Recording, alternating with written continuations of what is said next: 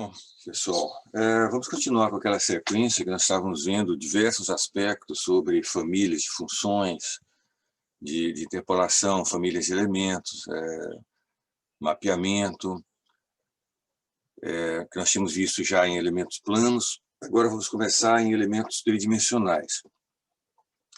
O domínio padrão é correspondente a um elemento hexaédrico. Quer dizer, hexaédrico é essa família de elementos que tem 6 faces. Depois nós vamos ver que tem os hexaedros que tem outro formato, por exemplo, pirâmide, cunha, ou o mais comum, que é o tetraedro, que tem 3 faces triangulares. Mas então, em sólidos, você tem essas duas grandes famílias, os quadriláteros, não quadrados dessa forma, isso aqui é o elemento padrão, né? Que é um cubo de lados 2 por 2 por 2, né? Mas, de qualquer forma, o elemento no domínio físico ele tem 6 faces, que podem ser curvas, né? Que é o hexaedro, e os tetraedros, que tem 4 faces triangulares, que podem ser curvas também, dependendo do grau. Então, mas nesse caso aqui de elementos hexaédricos, o elemento padrão é esse cubo de lado 2 por 2, que tem uma representação assim, 3 coordenadas, RST, que cada uma delas varia de -1 a +1. Dessa forma aqui. Então, essa ilustração, então aqui nós temos uma visão do elemento elemento trilinear, aqui um tri quadrático, no domínio físico, e aqui o mapeamento desse elemento, que é o elemento então, de 8 nós, no domínio padrão. Aqui o mapeamento do elemento no domínio padrão. A posição dos nós. Geralmente existe é seguido algum tipo de regra, né? Então, muito comum em elemento hexaédrico você considerar um dos eixos, por exemplo, o eixo S, e girar anti-horário em torno de S. Por exemplo, aliás, deixa eu ver. Tá. Eixo T. Estou vendo o eixo T saindo do papel, né? Então, você vai na face mais anterior, que é essa face que está lá atrás, e começa a numerar anti-horário em torno de T. 1, 2, 3, 4. Depois você vai para o próximo nível. 5, 6, 7, 8. Certo? Geralmente esse 1 ele fica no quarto quadrante desse plano RS. Quando você tem, por exemplo, aqui, no caso, esse elemento que é quadrático, em que ele é quadrático em cada uma das 3 direções, então por isso que ele tem 3 nós aqui em cada direção, então dá um total, nesse caso, então são 9 nós em cada face, e são 3 superfícies, né? Para chegar a 27 nós. Então, você começa a contar, segundo a mesma estratégia, tem a direção T, sai aqui do papel, então lá atrás, embaixo, você começa com nó 1, 2, 3 e 4. Observa que a numeração dos nós de vértice é a mesma do elemento linear. Então, nos 4 cantos, você tem 1, 2, 3, 4. Depois, nessa face anterior, 5, 6, 7, 8. Então, dá a mesma numeração dessas. E isso facilita certos processos de geração de funções. E depois você volta para... quando você chega em 8, você volta para a face do fundo, e aqui no meio dessa linha, entre os nós 1 e 2, você coloca o próximo nó, que é o 9, depois 10, 11 e 12, que fica nos meios dos lados da face do plano anterior. E assim você segue um certo padrão para o plano intermediário. E, finalmente, para o primeiro plano aqui. São alguns aspectos gerais. Vocês têm aqui uma ilustração das expressões das 8 funções desse elemento trilinear. O motivo pelo qual ele é chamado trilinear, porque cada função é linear em cada direção. Então, na direção R é linear, em S e em T, e assim por diante. Todas essas funções, o conjunto delas, gosta daquelas duas propriedades que a gente já falou várias vezes, quer dizer, elas têm a propriedade delta de Kronecker e a propriedade, e elas formam uma partição da unidade, quer dizer, em qualquer coordenada RST interna nesse domínio, a soma do valor das 8 funções vai ser igual a 1. Embora, claro, nessas situações aqui de 3 dimensões, a gente não tem como desenhar as funções, que nem se fazia no problema 1D ou 2D. Professor, Oi. Quando se formula um elemento, ele já se considera, então, todos os nós, por exemplo, ali no elemento da direita, e através de uma opção, então, se deriva aquele menor da esquerda? Não, espera aí. Ou ele é feito de forma individual? Esse aqui é uma coisa, esse aqui é outra. Certo, não tem como desabilitar os nós, por exemplo? Assim. Tem, mas não é óbvio. No texto eu mostro como que você, por exemplo, evolui daqui para cá ou você retorna. Existe sim, truques, né? Agora, raramente se trabalha com elementos maiores do que quadrático.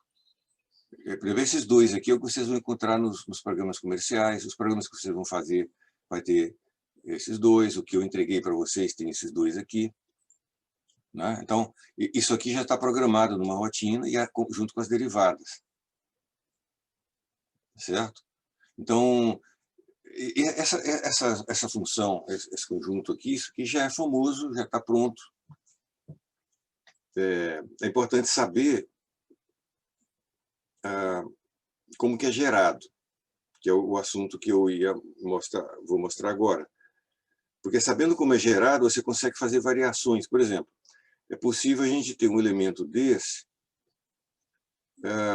ou, por exemplo, é possível pegar um elemento desse e colocar mais um nó aqui no meio, só dessa face.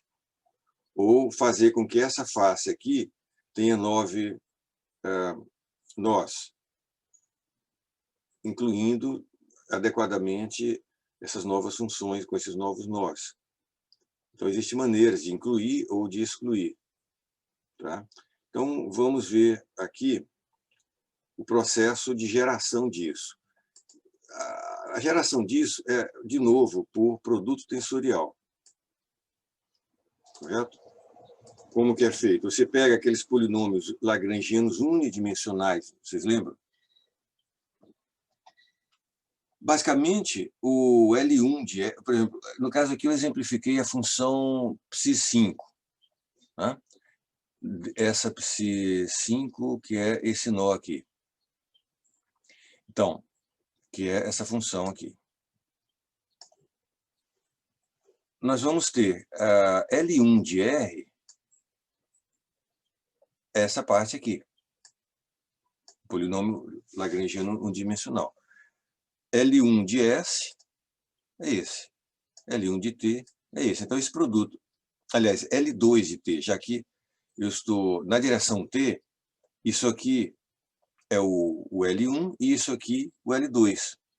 Então, eu preciso, na direção T, ter a função L2 de T, que é isso aqui. Aliás, nós estamos aqui, né? L2 de T, é esse. Então, você pode ver que vai dar certo. Em trilinear não é tão complicado, até você tentar fazer artesanalmente. Mas essa estratégia ela vai funcionar Aí vai ser bom para você gerar essas 27 funções de uma maneira confortável. Então, nesse caso, por exemplo, esse mesmo nó 5 aqui, agora, vai ser obtido fazendo esse mesmo produto aqui, com a diferença que isso aqui, nesse caso, era o L1 da função linear, 1D. Agora vai ser o L1 da função quadrática. E assim por diante. Então, você terá o produto de 3 funções quadráticas aí para gerar essa função psi5. Isso dá para ver aqui o conjunto completo. Olha só, L1, L1, L3. Tá? Então, aqui estão as 27 funções. Então, em qualquer situação, o que se deseja são aquelas duas propriedades para a base. Bom, tendo as funções, vamos dar uma revisada agora em como fazer o mapeamento, como encontrar matriz jacobiana, etc. Basicamente, o processo é o mesmo que a gente já viu detalhadamente no caso plano de triângulo. Aquele fluxograma que nós tínhamos colocado atrás, ele vai funcionar, basta que lá você troque as coordenadas de triângulo ST pelas coordenadas agora retangulares RST. Lembrando que agora a matriz jacobiana vai ter 3 dimensões, aliás, ordem 3, né? Só para a gente rever o processo, o elemento tem NNE nós e NNE funções de interpolação. Então, o mapeamento é dado daquela maneira que nós já vimos, usando as funções de interpolação, combinação delas, em que os coeficientes são as coordenadas nodais. E essas mesmas funções são usadas para interpolar os campos de deslocamento. Agora, 3, U, V e W, usando os valores nodais de deslocamento. Então, quando se considera, de novo, a integração da matriz de rigidez ou do vetor força de um certo elemento, percebe de novo que, no integrando a matriz B, ela é definida por derivadas em x, y, z, em coordenadas físicas das funções de interpolação. Porém, nós temos definido as funções de interpolação em coordenadas intrínsecas. Então, é uma questão de fazer regra da cadeia. Regra da cadeia, então você usa aquilo lá, que você tem. Psi está definido em R e ST, porém, a gente tem no mapeamento a relação de R com x, y, z. Então, se faz a derivada da função, de uma função iésima, para i de 1 ao número de nós do elemento. Então, daquela forma, psi em relação a r, r em x, depois psi em s, sx, etc. Isso aqui dá para reordenar, considerando esse lado esquerdo,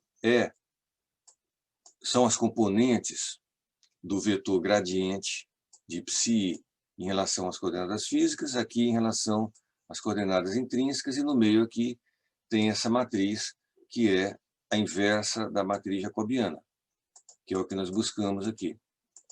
E então se recomeça, derivando agora, ao contrário, as funções psi em relação às coordenadas intrínsecas, e aí nós vamos ter essa relação, essa matriz, que é a matriz jacobiana, vezes o gradiente em relação a x, que é basicamente a relação inversa daquela. Então, relacionando essas duas matrizes, quer dizer, uma é inversa da outra, considerando que o mapeamento é bionívoco, então existe inversa. Então, essa matriz aqui, elas são não singulares. Então, se encontra aquela expressão para a matriz jacobiana, que é obtenível, né? Já que a gente tem x como função de R no mapeamento. Aqui x em termos de R, ST. Então, isso, tendo as coordenadas nodais, e tendo as derivadas disso em RST, a gente tem as derivadas de x em RST. Então, tem o gradiente de x. Gradiente de x é isso, gradiente de y é isso, e de t é isso. Então, isso aqui pode ser obtido diretamente, quer dizer, uma subrotina vai calcular isso. Então, se segue esse algoritmo aqui, em que primeiro você obtém a matriz jacobiana dessa maneira. Claro, você vai ter uma rotina que primeiro vai calcular essas derivadas de x num certo ponto dentro do elemento, se inverte essa matriz e, com isso, se calcula, usando essa expressão aqui, vai se calcular, com isso aqui, se calcula o que nos interessa, que é o gradiente de psi em relação a x. Tá? E tendo essas derivadas aqui, esses gradientes de psi em x, se pode, finalmente, numa outra rotina, preencher as posições de B. Então, B é calculado numa certa coordenada dentro do elemento. Então, por outro lado, a gente tem a relação entre o elemento volumétrico diferencial no domínio físico e no domínio padrão, que é através do determinante jacobiano. Trazendo isso aqui para a expressão onde é que nós tínhamos o nosso ponto de partida. Isso aqui, né? Isso aqui vai ser feito dessa maneira, quer dizer, vai ser integrado o RST e cada um deles variando de 0 a 1. Veja, como a coisa ficou mais simples, né? Nós estamos agora integrando em 3 domínios unidimensionais que são ortogonais entre si. Então, isso é o que vai permitir os procedimentos que nós vamos ver na próxima aula. Procedimento de integração numérica. Porque agora a integração é unidimensional, num domínio que é sempre o mesmo. Tá? Algo análogo ao que é feito para integrar o vetor força nodal equivalente. Então, algo similar.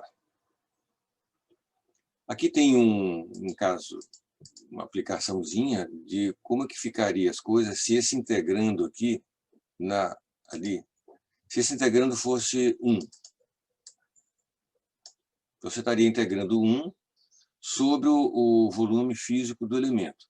Se você usa esse procedimento aqui, isso aqui é 1, então você passa a ter que esse lado esquerdo é o volume do elemento, e esse volume é obtido como? Você integra no domínio intrínseco, no domínio padrão, simplesmente o determinante jacobiano. Então, aqui se vê qual o significado então, desse determinante. A integral dele, no domínio padrão, vai produzir o volume do elemento físico. Tá? Num caso particular em que o elemento hexaédrico seja trilinear, se ele for não distorcido, quer dizer, se ele for um cubo também, um cubo grande, rotacionado, veja bem, o que significa não distorcido? Vamos olhar essa figura aqui. Ó, esse aqui é um elemento que é trilinear, mas é um elemento físico que está distorcido. Mas pode acontecer, numa situação até mais rara, dele ser digamos, algo ortogonal. Ele pode ser comprido, chato, ele tem três comprimentos diferentes, porém, os lados todos ortogonais. Tem um nome para essa figura geométrica. Tá? Nesse caso, a matriz jacobiana vai ser constante no elemento, vai ser uma diagonal, onde os 3 valores da diagonal serão 3 números diferentes, eventualmente, podem ser iguais se o elemento for um cubo. Tá?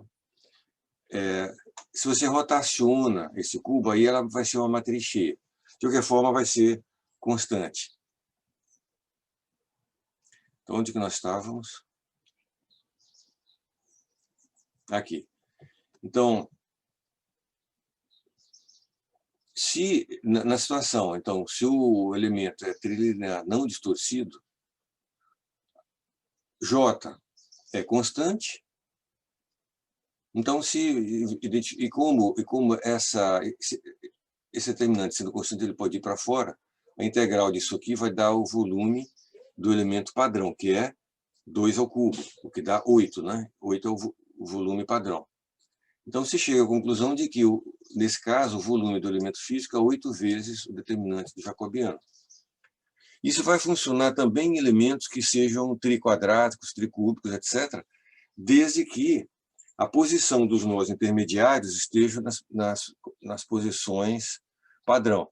Então, se o seu elemento, vamos voltar ali no começo,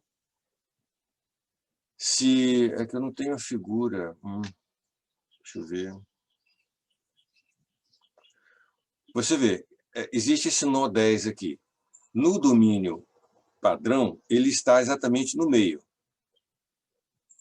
Mas no elemento físico, esse nó 10 ele pode estar fora do meio dessa curva aqui. Se por acaso ele estiver no meio e esse lado aqui for reto, quer dizer, todos os lados forem retos, isto é, seja fisicamente o elemento seja também um volume regular, ortogonal, em que os nós intermediários estejam exatamente no centro de cada lado. Então, nesse caso, de novo, o jacobiano vai ser constante. E aquela relação ali vai também acontecer. Esse tipo de informação, gente, por que é muito útil saber? Quando vocês estiverem implementando o programa de vocês. Quando você escreve um programa a primeira vez, ele está coberto de erros, né? Então, você tem que colocar saídas intermediárias e verificar a coerência de certas coisas. Então, é bom que você já saiba a priori que tal coisa tem que ser de tal maneira. Tem que dar um certo número, tem que ao longo do programa. Nessa primeira fase, não adianta só você saber qual é o resultado final. Claro, é importante que vocês tenham um conjunto de dados, um modelo, que você já sabe, de preferência, qual o resultado que tem que dar. Seja comparativo com outro valor, outro resultado numérico, ou, em alguns casos, você escolhe alguma situação que tenha, inclusive, solução analítica, como acontece muitas vezes em problemas lineares. Mas, mesmo assim, no início da depuração, é bom conhecer alguns valores intermediários ao longo do programa. Porque aí você vai varrendo desde o início e vai encontrando algumas coisas e vai tirando alguns erros até o final. Tá? Então, saber esse tipo de coisa. Olha, o volume tem que dar tanto, o determinante jacobiano tem que ser tanto, ou tem que ser constante, etc. Vamos ver uma outra coisa que se chama técnica de colapsação de elementos. Como eu tinha comentado, existem famílias, por exemplo, normalmente você programa no seu programa, você encontra, já feito em programas comerciais, tanto elementos, no caso plano, quadrangulares quanto triangulares. Existem os elementos hexaédricos e, principalmente, os tetraédricos. Tá? Então, esse aqui, é claro, é análogo a esse aqui é análogo a esse aqui, em 2 e 3 dimensões. Agora, às vezes, pode ter situações em que você não quer, às vezes, se dar o trabalho de programar o triângulo ou o tetraedro. Então, existem alguns truques, um truque bem simples de você programar, por exemplo, só o quadrilátero e, mesmo assim, ser capaz de modelar uma malha com elementos triangulares. Qual é o truque? Simplesmente colapsar nós, que é isso aqui. O que é colapsar nós?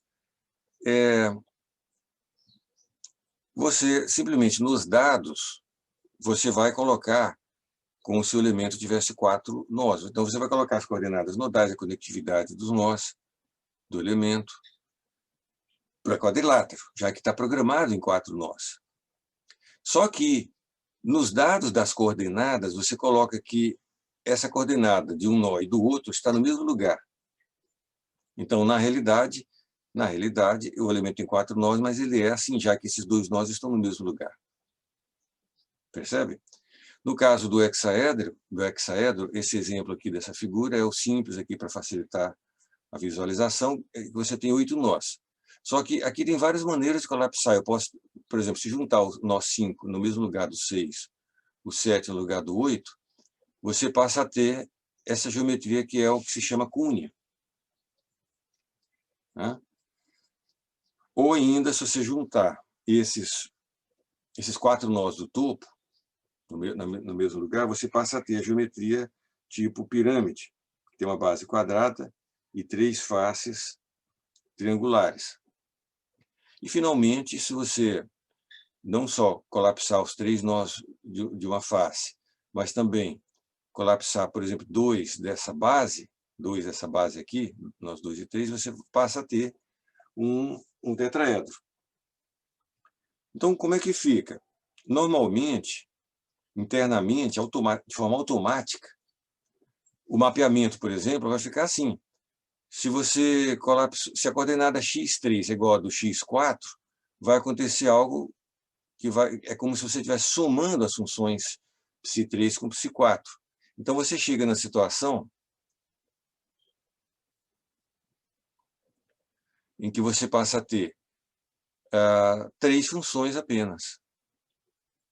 Mas você não teve que programar isso aqui. Isso aqui vai ser automático. Porque o que entra nos dados é o normal. Correto? X3, X4. Mas como o X4 numericamente é igual a X3, internamente é como se você tivesse uma nova função, que é a soma de ψ3 com ψ4. Todo mundo viu, entendeu isso, como é que funciona? É basicamente transparente para o usuário, né? Agora, isso não vem assim de graça, porque senão ninguém nem precisaria desenvolver formulações de elementos triangulares. Isso aí faz...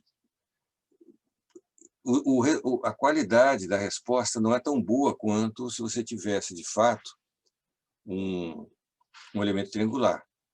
Outra coisa, você continua tendo 2 incógnitas aqui, que é o 3 e o 4. Então, você continua tendo 4 incógnitas. 4 graus de liberdade aí, envolvidos. Então, ele envolve mais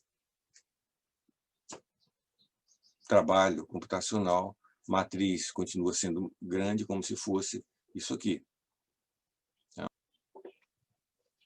Em algum lugar, por exemplo, nesse ponto aqui, você pode ter alguma singularidade. Então, você não pode calcular certas derivadas aqui nesse ponto. Tá?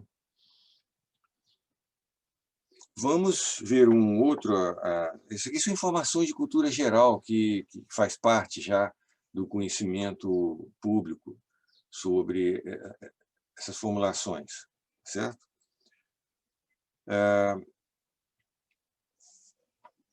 Vamos entender alguma coisa sobre continuidade de deslocamentos. Lembra que um dos pontos fundamentais dessa teoria é que nós estamos usando aquela forma fraca que exige, lembra que o conjunto de funções cinematicamente admissíveis e o conjunto das variações, ambos exigem que as funções sejam de continuidade C0. Em todo domínio. Todo domínio, bom, se o ponto está aqui dentro, está fácil, porque são as mesmas funções que descrevem tudo isso aqui. Então, esses pontos aqui dentro geralmente são, inclusive, C infinito. As infinitas derivadas das funções dessas funções psi, elas são contínuas. Mas a questão toda é o que acontece na interface entre um elemento e o elemento vizinho. Se há essa maneira de tratar as coisas, se garante continuidade na interface. Então, vou explicar aqui como que se mostra que essa continuidade é satisfeita. Vamos considerar o seguinte. Vamos considerar, chamar essa curva aqui da interface de curva, uma curva C, elemento E1, elemento E2. Vamos dizer que é um elemento biquadrático. Então, você tem 3 nós aqui, 3 e 3, da mesma forma aqui. Então, são 9 nós aqui, 9 nós aqui, sendo que os 3 nós ao longo dessa curva C são coincidentes. Descreve tanto um elemento quanto o outro. Então, como é que é descrito o... Deixa eu buscar aqui. Vamos pegar isso aqui. Vamos pegar só o deslocamento U. Vamos dizer que aqui são 9, né? São 9 nós. E então nós temos aqui de U1 até o 9. Psi1 até Psi9. Mas vamos nos restringir à coordenada, aos pontos sobre essa linha do elemento 1. Então, se os números estão numerados dessa maneira, vamos dizer que essa curva aqui seja a curva R igual a mais 1.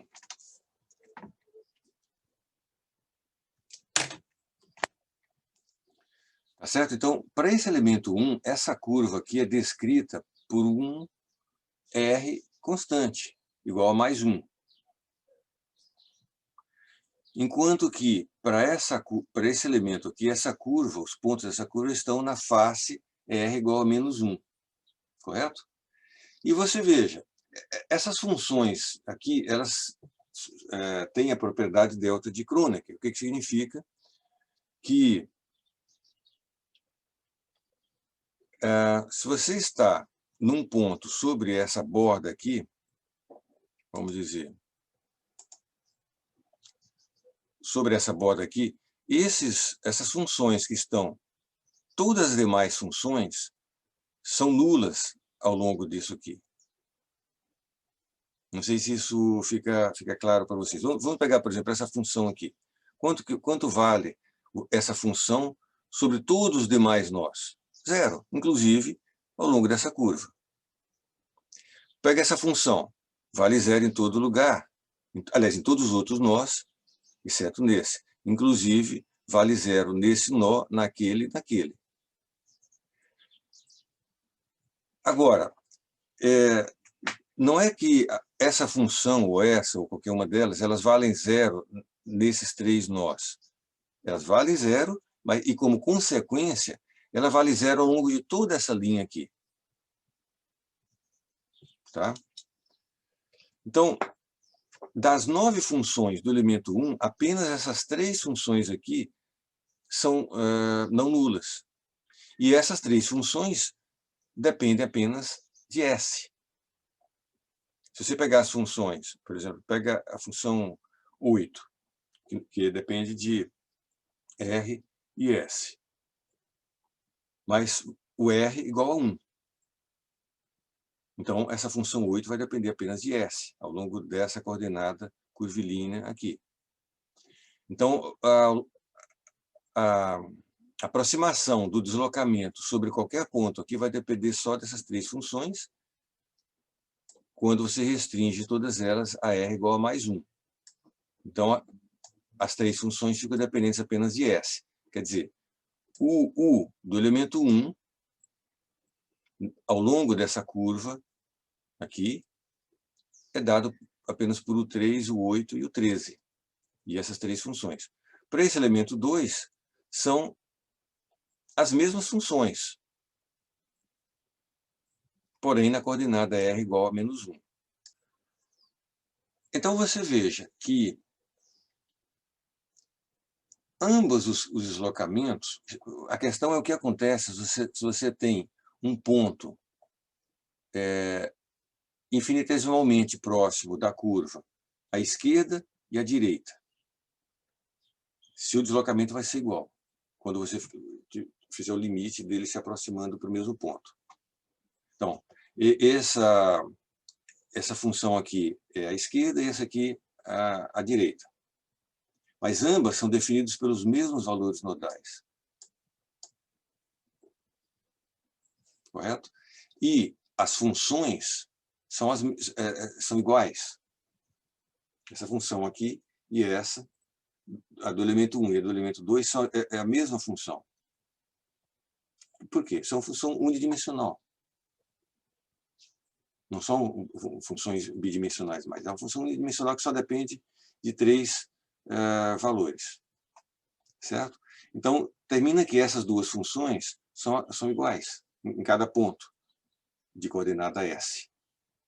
O que significa que o campo de deslocamento é contínuo através dessa interface aqui. Então, da mesma forma como foi provado para essa interface, vale para qualquer outra interface do modelo. E aqui, tanto para problema 2D quanto em problema 3D. Tá? Só que no caso 3D, a interface entre um elemento e outro é uma superfície, mas o raciocínio funciona da mesma forma.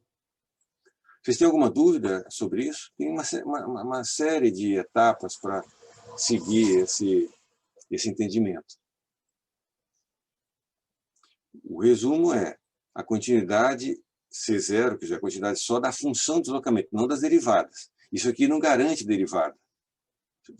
Você não vai, isso aqui não serve para provar derivadas. Mas a continuidade da própria função, quer dizer, a quantidade C0 nas interfaces, existe, é garantida, porque os nós são comuns na interface. O campo de deslocamento é definido por nós, que são comuns no elemento e no outro. Então, significa, por exemplo, se você tivesse uma situação, que às vezes é feita de propósito, e você coloca 2 nós aqui, às vezes se faz isso até por um erro na hora que está fazendo o modelo.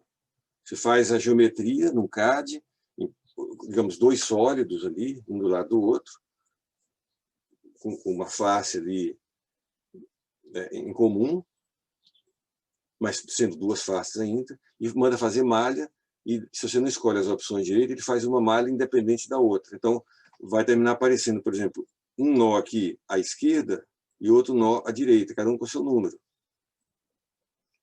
Percebe o que eu estou dizendo?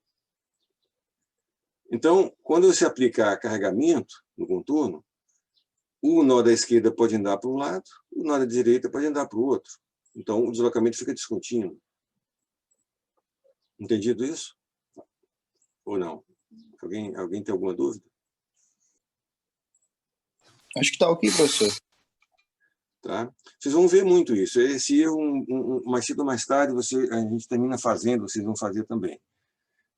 Não cola, por exemplo, uma superfície na outra, ou tem que colar, ou fazer com que ela fique uma única superfície em vez de 2, para que o gerador de malha consiga colocar um nó só ali, que serve para um lado e para o outro.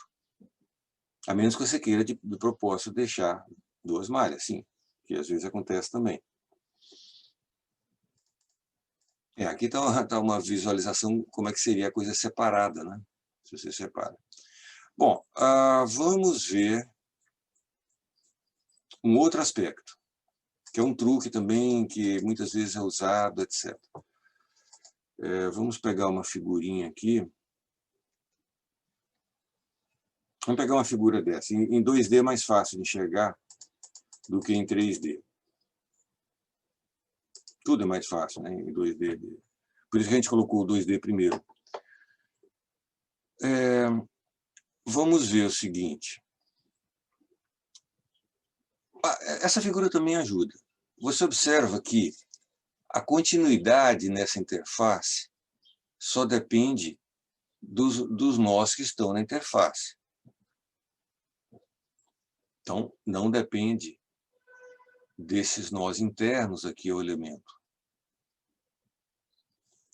Então, é possível que eu tome como ponto de partida essas funções aqui, no caso desse elemento B quadrático, são 9 funções, 9 nós, inclusive tem essa função e esse nó interno aqui.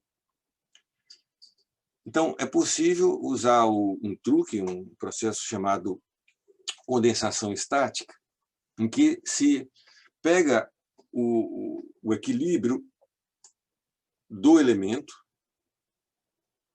isso aqui é uma equação de equilíbrio do elemento, só para lembrar, gente, vamos enfatizar isso.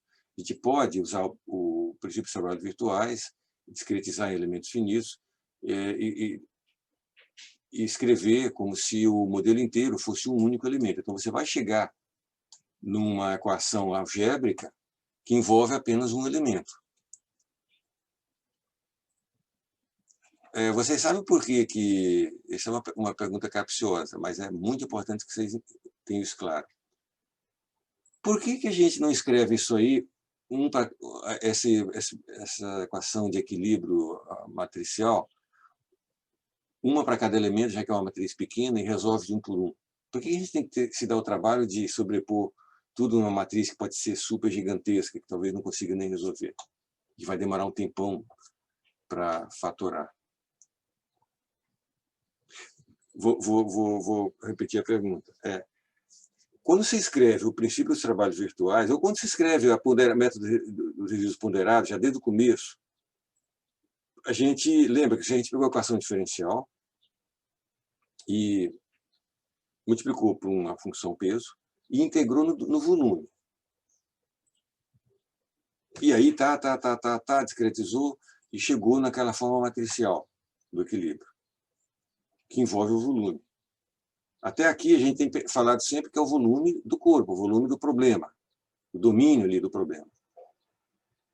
Mas, matematicamente, nada impede que a gente pegasse um volumezinho pequeno lá dentro, um elemento finito, e escrevesse a mesma coisa. E chegaria, no final das contas, a um problema matricial que só envolvia um elemento. Então, a pergunta é, por que a gente não faz só isso? Por que se dá o trabalho de sobrepor para modelar o corpo como um todo? Professor, se eu entendi, talvez na matriz global ocorre as somas, né? Por exemplo, quando tem um nó sobreposto ao outro. Então, vai somar ali e vai aumentar a rigidez naquele nó, por exemplo. Se fizer individual, não vai acontecer isso. Isso, mas acontece o seguinte, você soma justamente com o objetivo de representar a rigidez do corpo como um todo. Mas, matematicamente, eu poderia considerar que aquele meu elemento finito já é o meu corpo. Entende o que eu quero dizer?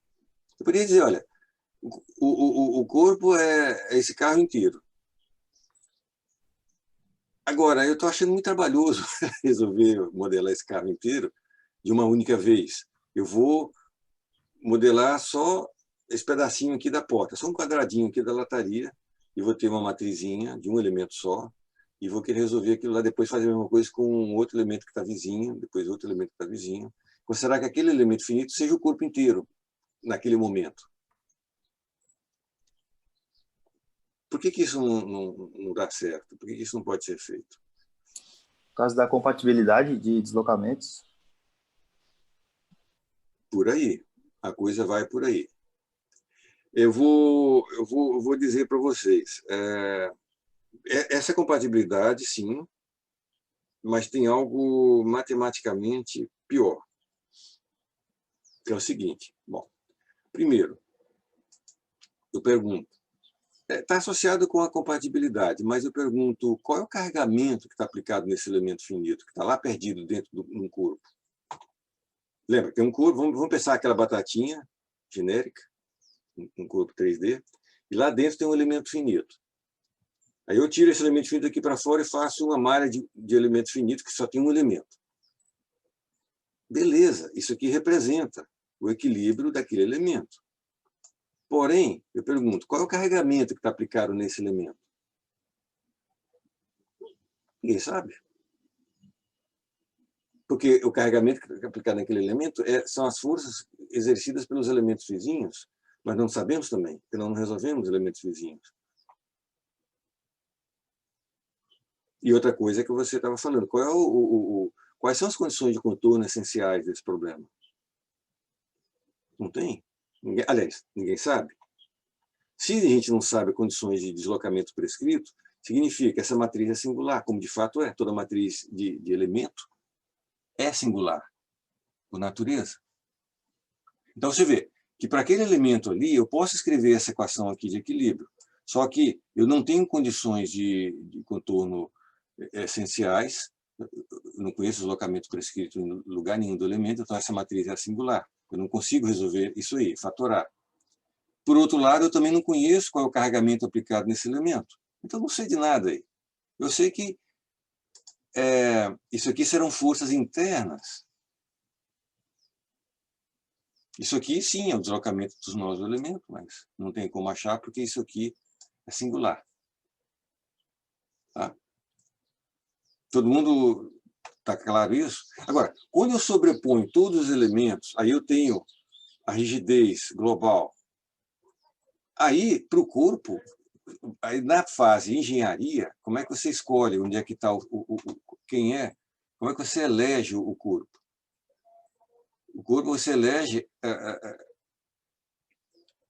você define de tal maneira que o contorno dele, você saiba as informações necessárias. Uma parte do contorno, você tem que conhecer o carregamento, e numa outra parte, deslocamento. Tá? Vocês conhecem a história do edifício, do algo que é mais visível. Tá?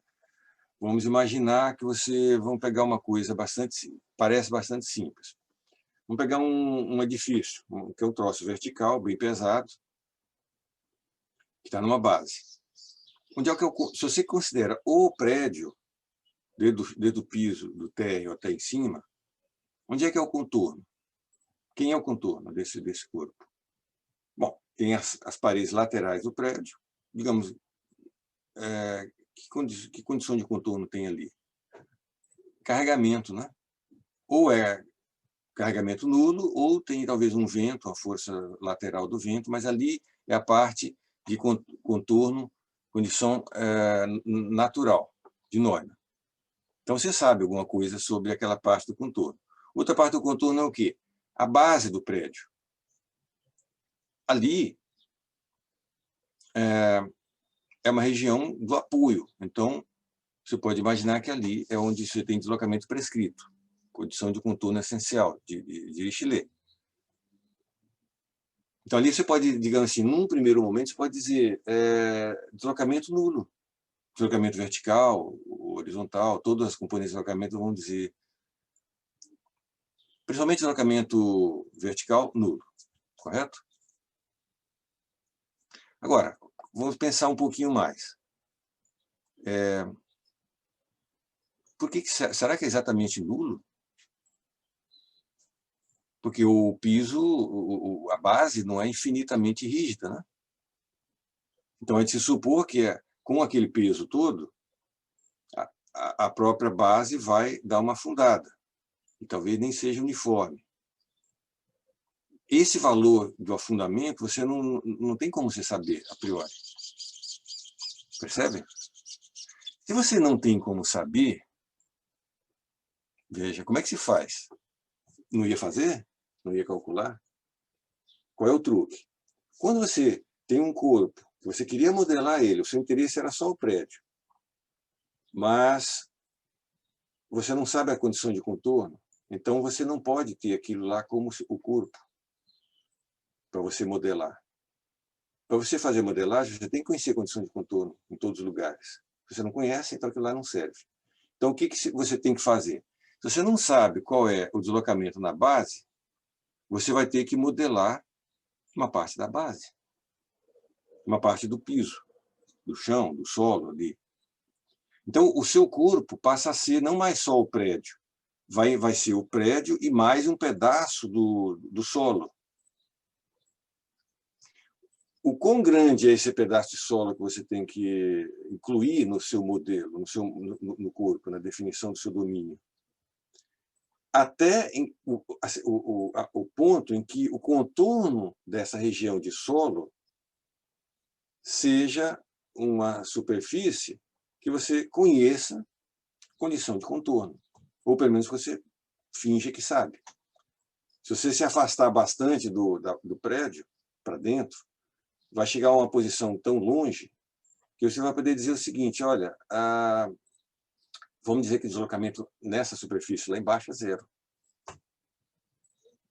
Então, lá abaixo do solo, a 10 metros de profundidade, você vai dizer, olha, a partir daqui, vamos fazer um círculo aqui, uma figura, e nessa superfície lá embaixo, o deslocamento é 0. Então, aí o seu corpo, o seu domínio, é tudo isso aí que vai para cima, inclui o solo e inclui o prédio. Mas o fato é que você tem que ter conhecimento de condição de contorno em todos os lugares.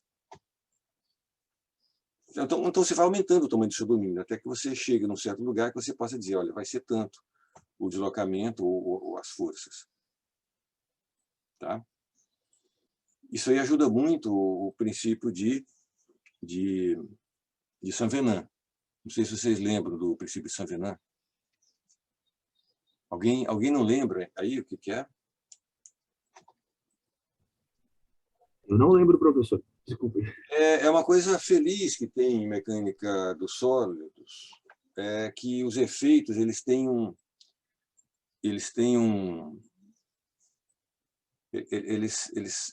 se atenuam a 0 de uma maneira assintótica, né? Então, como eu estava dizendo, se você coloca um prédio, pode ser super pesado, ele vai afundar, ele vai causar tensões no solo, mas essas tensões elas vão decaindo muito rapidamente conforme você se afasta do prédio. Então, obviamente, se você bota um prédio aqui que eu estou dizendo é aqui perto de onde eu moro, ele pode ter a altura que for, o peso que for, ele não vai fazer efeito no solo lá a 20 km de distância. O efeito vai ficar restrito ali a 10, 15 metros em volta e abaixo, entende? Todas as coisas elas decaem assintoticamente. Se aplica uma carga concentrada numa placa, numa parede, o campo de tensões cai. Tá? É que nem vocês viam, por exemplo, o efeito de entalhe em peças, aquele efeito de concentração de tensões. Fica restrito a uma zona muito próxima. O princípio de Saint-Venant, provavelmente dito, é alguma coisa um pouquinho mais definida. Diz o seguinte, que se você aplica o carregamento numa posição de um corpo e você mede tensão numa outra posição um tanto distante, tensor-tensão. Então, ele diz o seguinte, que o tensor-tensão aqui distante, ele basicamente independe da forma como você aplicou o carregamento aqui. Quer dizer, o que vai ser importante para a tensão nesse ponto vai ser a resultante dessa força aqui e a distância. Não tanto se você botou essa força aqui como uma constante, um triângulo, um senoide. O formato da distribuição dessa força aqui não é tão importante, e sim a resultante e a distância. Esse, fundamentalmente, é o princípio de Saint-Venant, mas ele gera algumas outras consequências felizes, né? Então, mas voltando. É assim que se trata a singularidade, né, professor, no modelo. Isso, singularidade também, ela tem uma distância ali, muitas vezes chama, em alguns outros problemas, camada limite.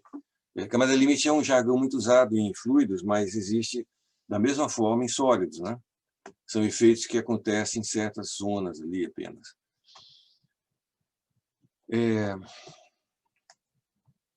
Vamos ver. Então, nós estávamos falando em que mesmo? Nós estávamos falando desses nós internos que eles não têm influência sobre a continuidade entre um elemento e outro. Então, a dedução que eu ia fazer era o seguinte, era para tomar por exemplo, na matriz de um elemento que tem nó interno, é a matriz completa, e tentar manipular para remover as colunas e linhas associadas a esse nó. Então, o ponto de partida nosso foi o equilíbrio do elemento. Então, o que se faz visualmente é particionar essa equação separando colunas e linhas da matriz e de acordo com os nós. Então, a gente separa os nós que são externos, esses nós externos aqui, e as linhas e colunas do nó ou dos nós internos. Por exemplo, esse elemento bicúbico, ele tem 4 nós internos. Então, você vai ter um bloco aqui com 4 graus, com os nós, com os graus de liberdade desses 4 nós internos. E aqui dos externos. E as colunas e linhas da matriz particionados coerentemente, da mesma maneira como esses termos aqui da força. Tá? Então, o que se verifica é o seguinte, é que essa matriz completa ela é singular, como eu tinha comentado. Porém, essa matriz aqui, ela é não singular. Então, ela pode ser fatorada, pode ser, inclusive, invertida. E aí dá para fazer uma manipulação clássica, que é justamente o que é chamado de condensação estática. Condensação significa remover um pedaço.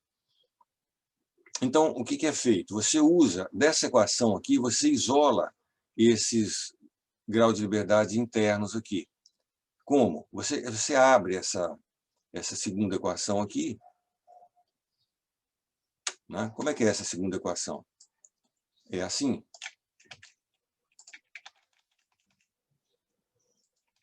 Correto? Isso aqui é a segunda equação. Aí você isola isso aqui. Fica isso aqui. Depois você pega esses graus internos e joga na primeira equação. E aí a primeira equação você... Como é que eu posso fazer aqui? Como é que é a primeira equação? É isso vezes isso, mais isso aqui, vezes isso, igual a isso aqui. Correto? Então, se você joga esse deslocamento interno aqui,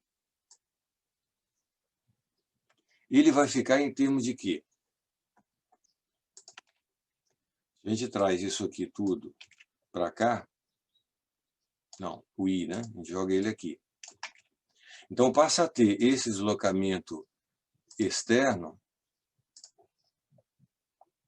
aqui e aqui. Então, é só isolar esse deslocamento externo e aí você vai obter uma expressão dessa. Você vai ter uma nova matriz dada desse jeito aqui, que eu chamei de Kzinho E. O vetor que só tem nós externos e um outro vetor força, que é um F, que chamei de Fzinho E. Então, você vai obter uma nova equação de equilíbrio para o elemento. Observa, como é que era o procedimento normal de você fazer? Você pega tanto essa matriz quanto esse vetor. Lembra que esse vetor vai vir de forças, no caso, forças de corpo, né? Normalmente, o que se pegava? O vetor força de corpo do elemento e sobrepunha no vetor global. Matriz do elemento sobrepõe na matriz global. Agora, em vez de sobrepor essas duas coisas, você vai sobrepor essa matrizinha aqui e esse vetorzinho aqui, nos termos globais. Lembra que agora esses dois já não possuem linhas e colunas dos nós internos.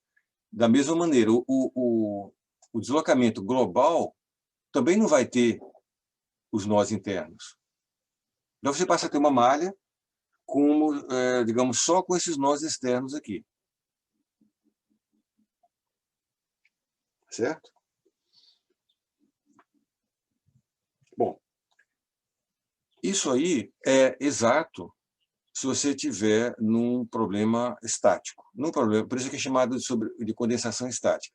Se o problema for dinâmico, você faz a mesma coisa, só que aí não é mais exato o resultado. Tá? Mas durante muito tempo era feito dessa maneira. Agora, vamos ver um outro procedimento que foi desenvolvido para gerar elementos sem nó, já gerar um elemento que não tem nó interno, que não tem esses graus de liberdade extras.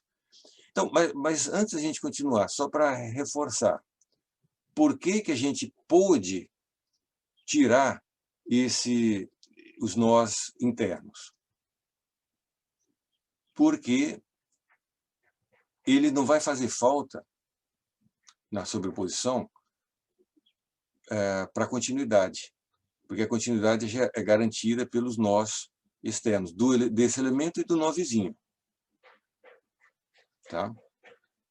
Então, digamos, a princípio, a gente poderia tirar, por exemplo, esse nó, também esse nó aqui, desde que a gente tire no nó vizinho também. Mas se você tira esse nó aqui, você está empobrecendo, empobrecendo a base ao longo dessa curva. Tá? Mas vamos voltar aqui. Eu estava comentando sobre uma outra família de funções, que foi muito famosa e ainda é famosa até hoje.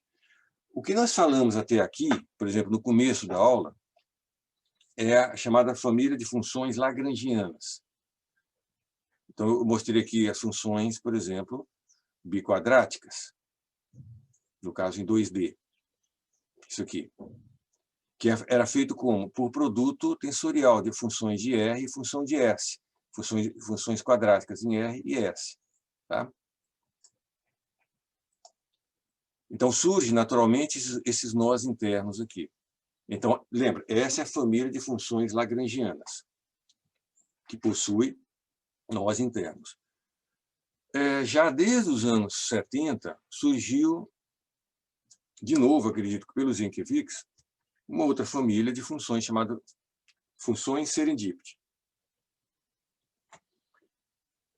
Qual é o objetivo dessas funções? É justamente economizar nós e ainda manter o grau da base. A ideia é você ainda ter uma base biquadrática, porém com menos nós. Em vez de você precisar de 9 nós, você usar apenas 8.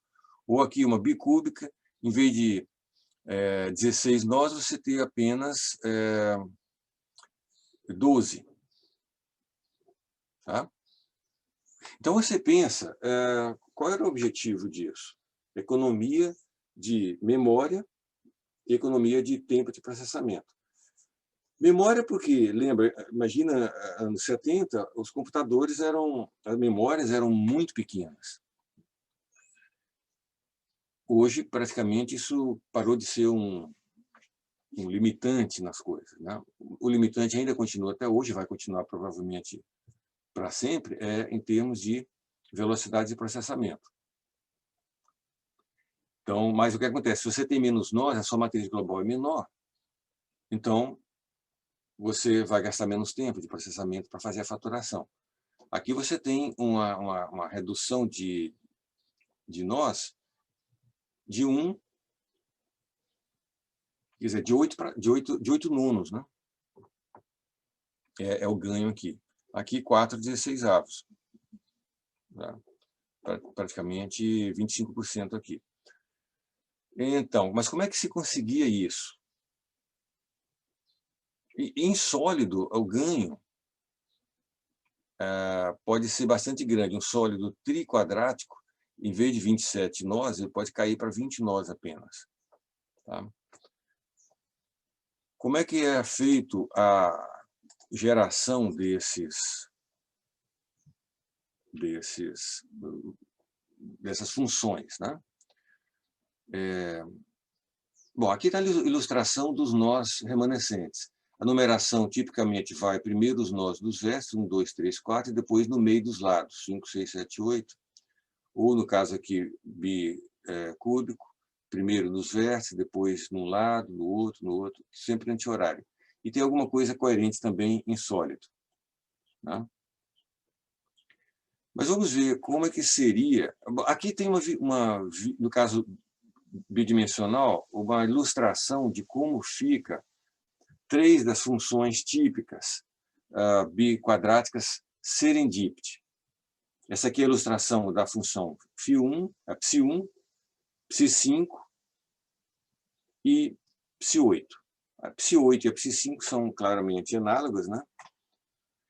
Uma característica aqui é o seguinte, é que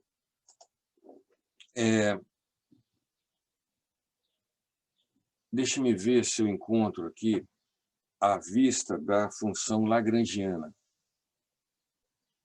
Tenho a impressão que eu não tenho a função lagrangiana. Por que eu não tenho? Tá.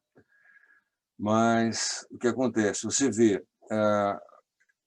a função lagrangiana, ao longo de cada curva dessa aqui, de coordenada curvilínea constante, por exemplo, aqui é biquadrático o elemento, então, ao longo de uma curva dessas, a variação é quadrática. Então, é quadrática aqui em R, quadrática aqui em S, ao longo de qualquer curva. Tá? Já aqui, você pode olhar nessa figura, que é uma ilustração curiosa. Você tem essa função, que ela é quadrática. Cada curva dessa, por exemplo, aqui para S igual a constante, cada curva dessa, a variação é quadrática. Porém, na outra direção, é apenas linear. É por isso que ele consegue tirar o nó do meio, o nó interno. Aqui você tem quadrático nas duas direções, em qualquer ponto. Aqui é quadrático numa direção e linear na outra. Isso aqui é uma reta. Aqui é a mesma coisa. Isso aqui é uma reta, isso aqui é um quadrático. Tá? Aqui tem as expressões das 8 funções biquadráticas serendipity. Certo? Você tem sempre uma função que é bilinear. Essas 4 do canto aqui, o ponto de partida é a função bilinear, que é aquela rampa bilinear, e aí é corrigido por essa função para zerar os termos nos nós 5 e 8. Lembra que a função bilinear ela é uma reta daqui para cá, então no nó 8 não seria zero, como precisa ser, né? E também daqui para cá varia linearmente, isso aqui. Então aí vem essa função que vai ser zero em todos os 6 nós, menos nesses nós 5 e 8. Essa função é dada dessa maneira aqui, como a média da função 5 com a função 8. Onde a função 5 é essa e a função 8 é essa. São essas funções, essa função que está colocada aqui, que é um produto, como eu disse, da função quadrática em R com a função linear em S. Essas funções dos meios dos lados aqui. Perceberam como que é feita a geração? Então tem digamos assim, é como se houvesse uma correção e você pega a função bilinear e corrige. Existe no texto um detalhamento melhor sobre como é feita essa geração. Porque você precisa ter, para gerar não só funções bidimensionais de mais alta ordem, quando precisa, mas também em sólido, né? Porque você vai ter também a ideia do serendipity para sólido, sem nó interno. Então, essa figura aqui, ela visa justamente ilustrar esse processo de uma maneira super rápida. No livro existe mais explicação, mas basicamente é isso. Vamos dizer que você queira gerar a função, essa função psi5 aqui. Você pega a função unidimensional quadrática, aquela lá que é unitária no centro, e se você torna constante na direção S, vai virar isso aqui, né? Então, qual é o problema? Qual é a dificuldade? É que você deseja... Então, ao longo dessa linha aqui, ao longo dessa lateral do elemento, já está tudo bem. 0, 0 e 1 aqui. Inclusive, já está bem ali, porque essa função psi5 tem que ser 0 naquele nó e naquele nó também. Tá? E também precisa ser 0 nesse nó e nesse. Então, em todos os nós da malha, essa função está satisfazendo, exceto nesse nó 7 aqui. O que você faz? Você precisa agora apenas zerar, arranjar uma outra função que seja 0 aqui, né? E que seja unitária aqui. Porque se você multiplica essa curva por 1, ela continua igual. Se você multiplica isso aqui por 0, aí mata esse valor que está errado, né? Então, exatamente o que é? É a função linear 1D, aquela lá associada a esse nó da frente aqui, é a função em S. Então, que na verdade você estende para virar essa rampa em S para lá e uniforme para cá. Quando você multiplica esses dois ponto a ponto, você vai ter exatamente isso. Tá? Então, essa é uma ideia. Tem mais detalhes, porque isso aqui é o truque para gerar funções de meio lado e tem outro truque para gerar funções de canto, de vértice. Né? Algumas observações gerais aqui.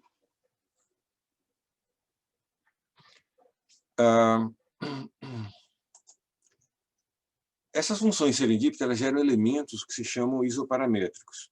Lembra o que é? Se a gente considera, por exemplo, o elemento biquadrático, então o biquadrático ele tem as funções serendípitas vão ter 8 nós, né? E as funções lagrangianas 9, para descrever o deslocamento. Agora, isso é o lado do deslocamento. Por outro lado da história, existe a descrição da geometria do elemento.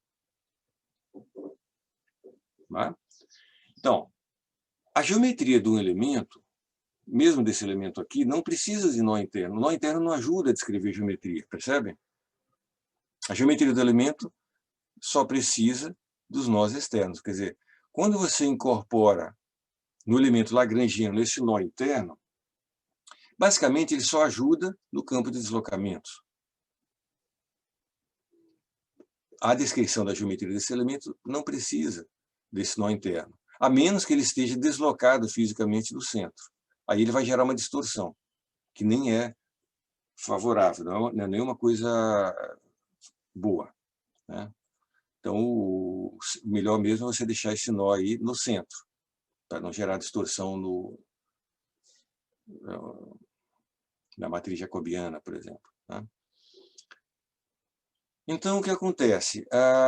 No elemento serendipity, ele já tem 8 nós apenas. Então, o elemento serendipity ele usa a mesma quantidade de nós para descrever a geometria e também para descrever o deslocamento. Por isso que ele é chamado de isoparamétrico. Tá? Então, e aí você tem os elementos subparamétricos. Por exemplo, um exemplo de elementos subparamétricos é se você tem a geometria, por exemplo, a gente pode ter, digamos, esse elemento aqui, que a gente tem a geometria com 4 nós, e você resolve modelar o deslocamento com 5 funções. Você pode gerar uma função extra, às vezes colocando até um nó aqui no centro, só para criar mais uma função, alguma coisa assim. Então, você tem um elemento subparamétrico, ou o contrário também. Tá? Observação final. um alerta final para vocês sobre elemento baseado em funções serendipity. Na época que isso foi lançado, inclusive essa palavra serendipity, um pouco de cultura geral para vocês. Não pensem que é o nome de uma pessoa, de um pesquisador. Isso é um nome, uma palavra do inglês, uma palavra do inglês, da língua inglesa. Tá? E ela significa simplesmente algo assim, maravilhoso, espantoso, algo do tipo. Foi mais ou menos a sensação de quando surgiram essas funções lá nos anos 70. É como se fosse uma coisa espantosa. Veja só o milagre. O camarada consegue escrever uma função biquadrática, ou, digamos, bicúbica, só, digamos, tirando 1/4 dos nós. Tá? Então, isso aí, para quem tinha um computadorzinho menor do que uma calculadora de bolso que a gente tem hoje, isso aí foi uma revolução naquilo. Né? Tanto é que isso existe programado até hoje nos programas comerciais. Só que no programa comercial você tem sempre uma opção de usar ou o serendipity ou o lagrangiano, isto é, com o nó interno ou não. Bom, só que, passado o tempo, não muito tempo, logo em seguida, começou a se identificar que esse elemento ele apresenta uma série de patologias, como se diz, patologias numéricas. Uma série de comportamentos estranhos, indesejáveis, às vezes imprevisíveis. Então, comentando algumas. Por exemplo, uma malha de elemento lagrangiano, via de regra, vai dar melhor resultado, às vezes bem melhor resultado do que uma malha de elementos serendipity. Tá? Isso vai acontecer principalmente quando você tem a malha com elementos muito distorcidos, o que é o comum em elementos finitos que modela peças mecânicas.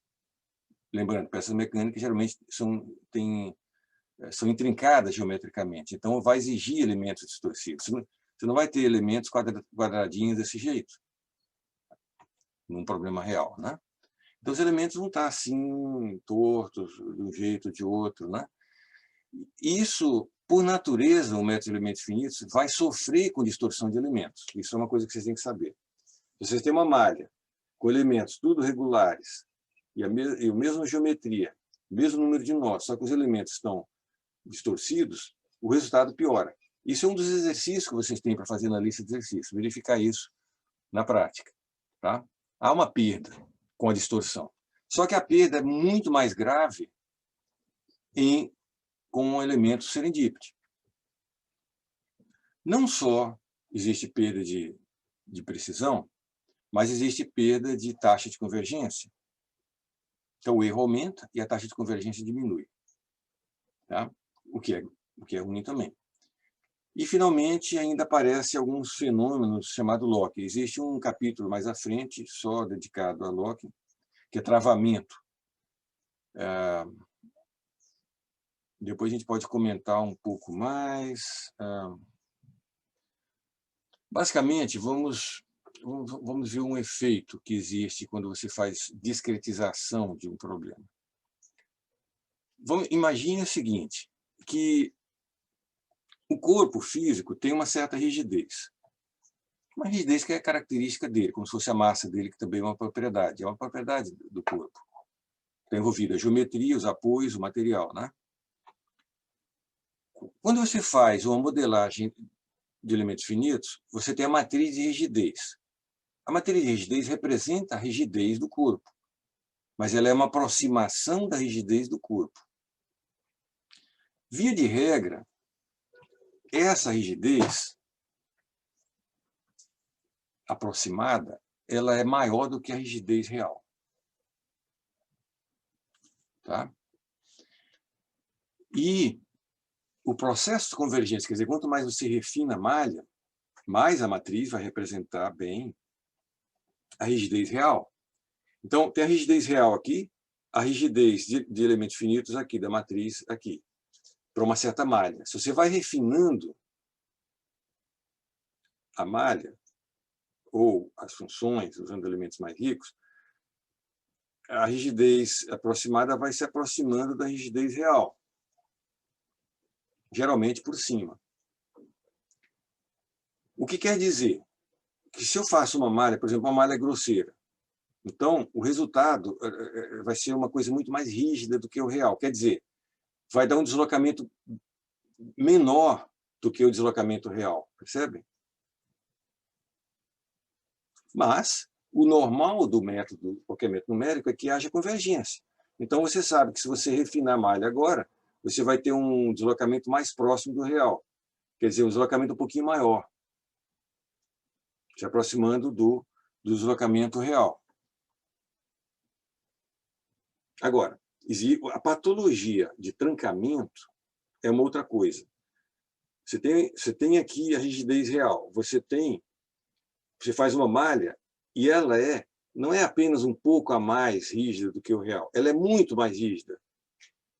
De tal maneira que o deslocamento que ela produz é quase zero. E, pior, não adianta você refinar a malha. Em certas situações, você refina e ele continua 1000 vezes mais rígido. Por isso é que é chamado de patologia. Né?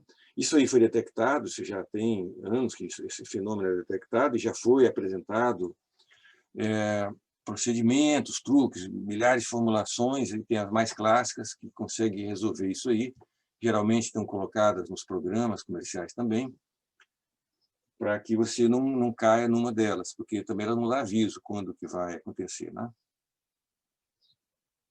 Mas, voltando aqui, as funções serendípitas, elas são muito mais propensas a gerar trancamento do que as lagrangianas. Essa é a primeira coisa. Segunda coisa, funções de baixa ordem, elementos de baixa ordem, são muito mais propensos a sofrer com distorção de malha e a apresentar patologias do que elementos de mais alta ordem.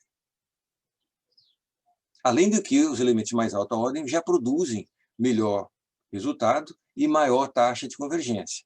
Vocês percebem o jogo todo?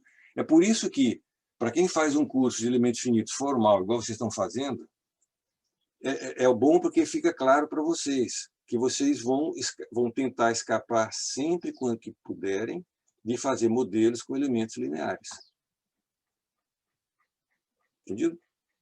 Exceto em problemas que envolvam impacto, simulação de impacto, por outros motivos. Mas no dia a dia, se tiver duas opções, escolha o elemento quadrático, com nó interno. Tá? Não vai querer se arriscar, porque você não vai ganhar muita coisa. Tá certo? Quem não faz um curso formal, simplesmente pega, lê algumas coisas e já vai implementar, ele fica muito tentado a fazer elemento linear, principalmente o triângulo linear, porque a formulação geralmente fica muito fácil, muito simples de ser feita.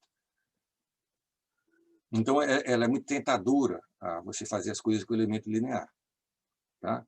Mas eu já digo para vocês, onde vocês puderem, vocês evitem isso. Correto? Então, eu acho que nós vamos suspender por hoje e a gente começa a próxima aula com técnicas de recuperação de tensões.